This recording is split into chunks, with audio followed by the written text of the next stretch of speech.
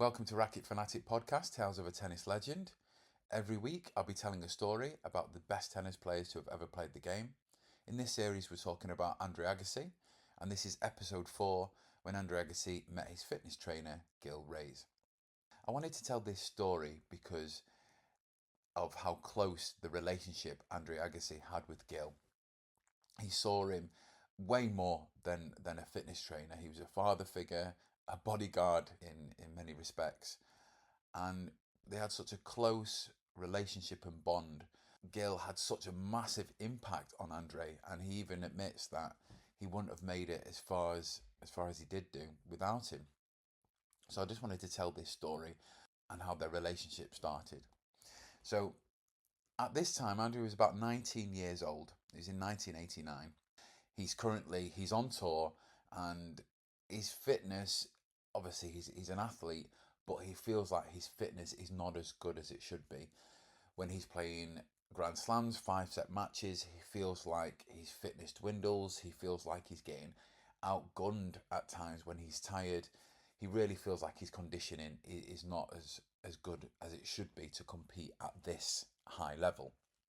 He currently has a trainer called Pat who doesn't he doesn't seem to know how to get Andre's conditioning as good as it should be. So Andre's looking for a place to train. He actually trains at the University of Nevada in Las Vegas. This is where he first meets Gil. Gil's like the head trainer there. He works with some of the sports teams there, the football team being one. And he asked Gil if he can train there. He's not technically supposed to, but since it's Andre Agassi, the superstar, he lets him train there. He talks about when he first met him. I see a real life giant, long black hair and black eyes as large and round as the weights neatly stacked in the gym. He looks as if he'll flatten the first person who disturbs him. Gil's an absolutely massive monster of a man. Not in terms of height, 6 foot, which is relatively tall, but in terms of size, he's got like a 56-inch chest, so he's absolutely stacked. And he's also a black belt karate, so he's a strong, big, intimidating type character, but obviously with a very deep and loving heart. So he asked Gil, okay, can I train here when I'm not at tournaments and kind of use it as a fitness training base? So Andre begins to train there with Pat. He gets a lot of strange looks from not just Gil, but the other athletes there. He's following this regime put together that's just on a piece of paper, basically. And Agassi even admits he feels like people are looking at him because he's doing the wrong form or the exercises. He definitely feels like the odd one out in this gym. And many times thinks, oh, I just wants to get out of there and leave.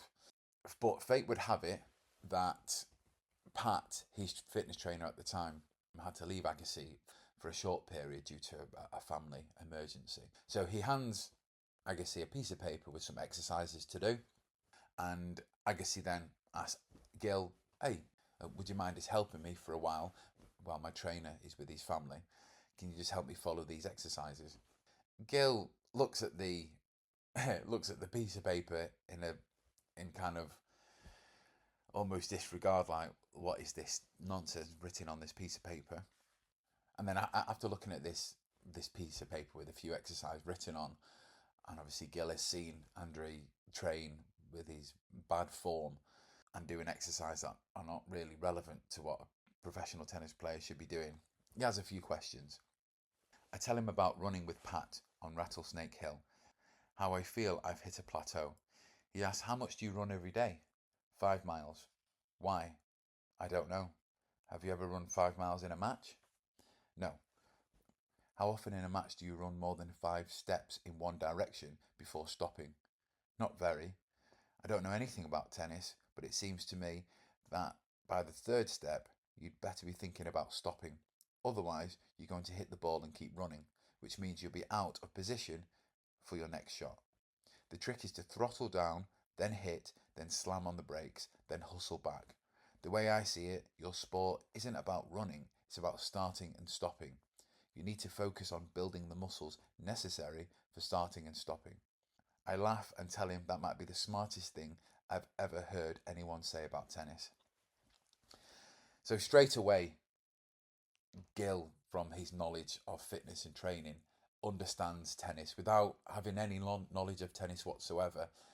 So Gil agrees to help follow this schedule with Andre. They get to know each other, they start talking, and Gil unravels this nonsense training regime that he currently has and explains why he needs to be doing a different form of training which will help improve his conditioning.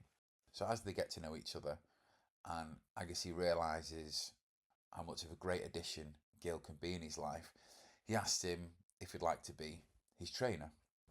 Agassi does need to leave for a handful of weeks for some tournaments, but they agree on his return and they start a training program.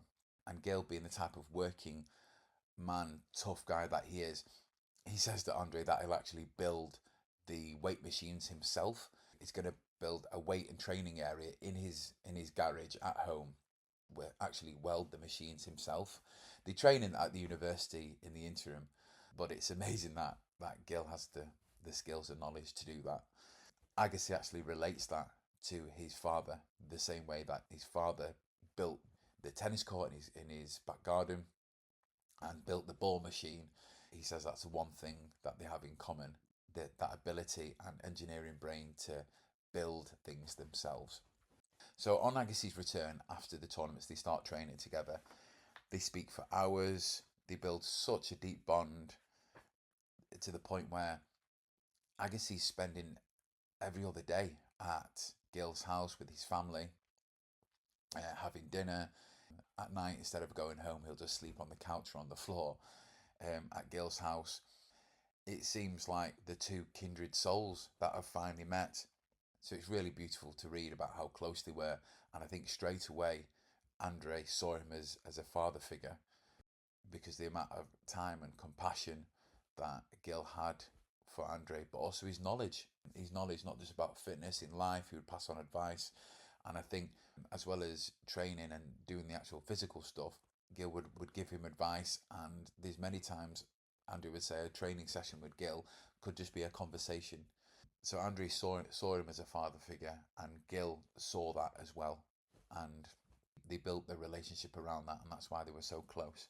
As time passes on, Andre's feeling fantastic. He's feeling fitter, he's feeling stronger. This new regime that Gil's going through, his deep understanding of the explosive power that's needed for tennis, he's incorporating into Andre's game. His tennis is getting better and he's getting much fitter. His conditioning is getting much better on court. Andre finally decides, after many successful months with Gil, that he'd like him full time, and asks him to leave his job at the University of Nevada and go with Agassi full time on tour. And they stayed together until when Agassi retired at 36, which is amazing. When Gil met Agassi, had a bit of an understanding of the stardom that came with it, but didn't completely understand. So there's a story here when Gil goes to watch Agassi at his first match on his first tournament. So Andre's invited him to go and tour with him, and this is the first tournament where Gil goes together with Andre. We crank the music and fly out of Vegas, across Hoover Dam, down toward the craggy Joshua Tree Forest of northwest Arizona. We decide to stop for lunch outside Kingman. The prospect of food, combined with the speed of the Corvette and the loud music, and the presence of Gil, makes me mash the gas. He means going fast by that. I see Gil make a face and twirl a finger. I look in the rearview mirror. A highway patrol car inches from my back fender. The patrolman quickly gives me a speeding ticket. Not my first, I tell Gil, who shakes his head. In Kingman, we stop at Carl's Jr. and eat an enormous lunch. We both love to eat, and we both have a secret weakness for fast food, so we fall off the nutrition wagon, ordering French fries, then ordering seconds, refilling our sodas. When I squeeze Gil back into the Corvette, I realise we're behind schedule. We need to make up time. I floor it and zoom back onto US 95.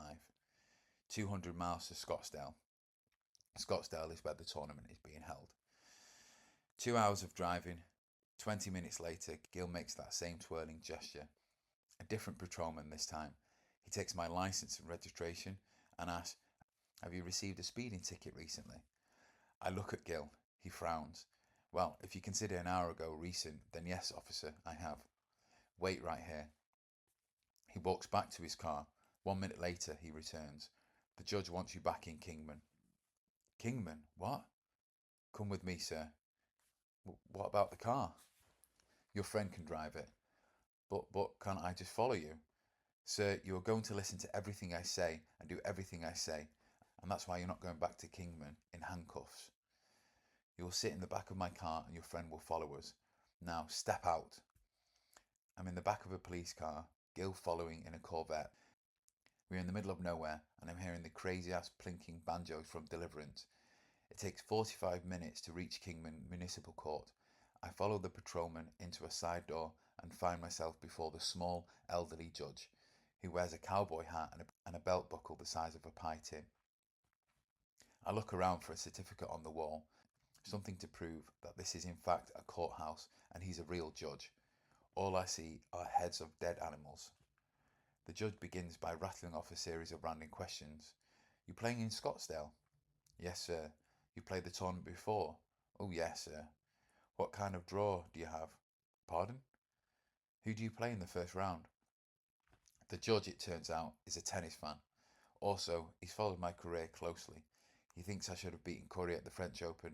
He has a slew of opinions about Connors, Lendl, Chang, the state of the game, and the scarcity of great American players. After sharing his opinions with me, liberally, for 25 minutes, he asked, would you mind signing something for my kids? No problem, sir, Your Honour. I sign everything he puts before me, then await sentencing. All right, the judge says, I sentence you to go give him hell down in Scottsdale. I just wanted to meet you, but you better have your friend out there drive you to Scottsdale, because one more ticket today, and I will have to keep you in Kingman until the cows come home. So Gil's first tournament with Agassi, and he gets a couple of speeding tickets, almost goes to jail, and the only reason he's not in jail is because the judge is a tennis fan. I think that's hilarious. So they make their way to the tournament and they get to the security gate. At first, they wouldn't let Agassi in. They didn't believe who he said he was. And luckily, he didn't have his driving license taken away. So he had to prove his ID, showed the security guard his driving license. They finally let him in. And because they're running late, Gil had to leave him and say, right, run, Andre, get out of the car. You run towards your match, get on with it. And, I'll park and come meet you later. Gil tells me later that when I entered the arena, I heard the applause. The windows of the Corvette were rolled up, but he still heard the crowd. In that moment, he had a sense of what I'd been trying to tell him. After the command performance for the Old West judge, after hearing the stadium greet my arrival with a frenzied roar, he understood. He confesses that until this trip, he didn't realise the life was so insane. He really didn't know what he was signing up for. I tell him that makes two of us. So they had an amazing time in Scottsdale. They really enjoyed each other's company. Agassi loved Gil being there and supporting him, and Gil equally enjoyed the experience. So the tournament's finished, and they've left and they're on the way home. And they stop for a bit of food, but while they're eating, these bunch of idiots walk in and start giving Agassi some shit. They start calling him names, saying he looks gay, and start talking about his outfits, and just it seems like a random bunch of idiots, bunch of guys. Maybe they were drinking, I'm not sure. Just fancied picking on Andre, who's just sat there with Gil eating some food. Completely bizarre. But this is where Gil's protective nature comes in. He leans on their table, the table groans. He fans his chest in their faces and says, you enjoy ruining people's meals? That's how you like to spend your time, huh? Gee, I'm going to have to try that myself. What are you having there? Hamburger? He picks up the man's hamburger and eats half of it in one bite. Need ketchup? Gil says, his mouth full. You know what? Now I'm thirsty. I think I'll take a sip of your soda. Yeah, and I think I'll spill it all over the table as I set it down. I want one of you to try and stop me. Gil takes a long sip, then slowly, almost as slowly as he drives, pours the rest of the soda over the table. Not one of the four guys moves. Gil sets down the empty glass and looks at me. Andre, are you ready to go? That's funny. So, bunch of idiots come in, try to mess with Andre, and Gil's not having any of it. And I think that just solidifies their relationship. He sees him as a father figure, and Gil's like his bodyguard as well. Gil will go to war for Agassi and protect him no matter what. So it's a beautiful relationship they have, and it's been like that ever since. So now on the way back home, they're talking in the car. They decide to stop for some more food, and they start to reflect on the tournament, their time together, and how they feel about each other. Before leaving town, we stop for a bite at Joe's main event. We talk about all that's happened in the last 72 hours, and we agree that this trip feels like the start of a bigger trip. In his Da Vinci notebook, so Gil has a notebook where he monitors and writes down all of Agassi's training regimes and monitors the progress of it. So that can be everything from his training regime, his diet, what he's drinking, everything in terms of fitness and conditioning. Gil writes down in his Da Vinci book, Da Vinci notebook, and has monitored his progress from the beginning. So in his Da Vinci notebook, Gil draws a picture of me in handcuffs. Outside, we stand in the parking lot and look at the stars. I feel such overwhelming love and gratitude for Gil. I thank him for all he's done, and he tells me I never have to thank him again. Then he gives a speech. Gil, who learned English from newspapers and baseball games, delivers a flowing, poetic monologue right outside Joe's. And one of the great regrets of my life is that I don't have a tape recorder with me. Still, I remember it nearly word for word. Andre, I won't ever try to change you because I've never tried to change anybody. If I could change somebody, I'd change myself. But I know I can give you structure and a blueprint to achieve what you want. There's a difference between a plough horse and a racehorse. You don't treat them the same. You hear all this talk about treating people equally, and I'm not sure equal means the same. As far as I'm concerned, you are a racehorse, and I'll always treat you accordingly. I'll be firm but fair. I'll lead, never push. I'm not one of those people who expresses or articulates feelings very well. But from now on, just know this. It's on, man.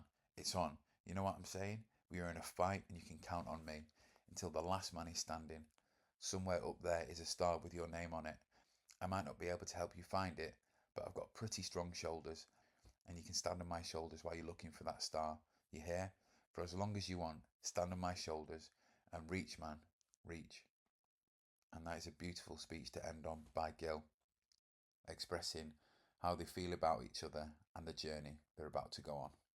And that's where I leave it for today on Racket Fanatic Podcast, Tales of a Tennis Legend. See you next week.